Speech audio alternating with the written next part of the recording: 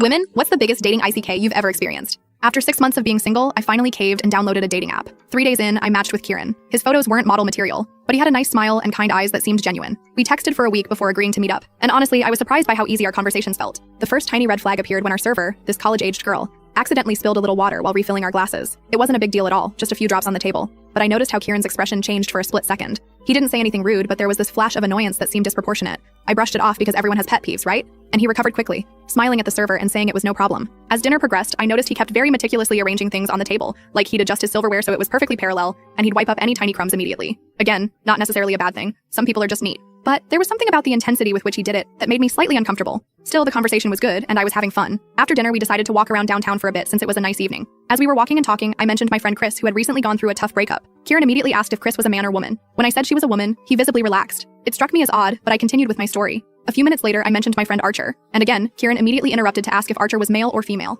When I said male, he got this weird look and asked how close we were and if we'd ever dated. By this point, I was picking up on some possessive vibes, which was bizarre, given this was literally our first date. Still, I tried to give him the benefit of the doubt. Maybe he'd been cheated on before or something. We ended up at this little ice cream shop, and as we were waiting in line, my phone buzzed with a text. I glanced at it quickly. It was just my roommate asking when I'd be home, but Kieran immediately tried to peek at my screen and asked who was texting me so late. It was 8:30 p.m. I was starting to feel uncomfortable, but I didn't want to be rude, so I just casually turned my phone away and changed the subject. We got our ice cream and found a bench in the nearby park to sit and eat. The conversation turned to past relationships, and he started asking very specific questions about my exes, how many I'd had, why we broke up, if I was still in contact with any of them. When I tried to keep things vague, saying I'd had a few serious relationships that just didn't work out, he kept pressing for details. Then came the moment that made my skin crawl. He suddenly said, "You know, I actually looked you up online before our date. I found your Instagram and Facebook. I even drove by your workplace yesterday just to see where you spend your time." He said this so casually, like it was a completely normal thing to do, even adding that he liked to be thorough about people he was interested in. I felt my heart rate spike. This wasn't just an ick. This was downright creepy. I remembered that my address was listed on my Facebook. Stupid, I know. I changed that immediately after this, and I wondered if he'd driven by my apartment too.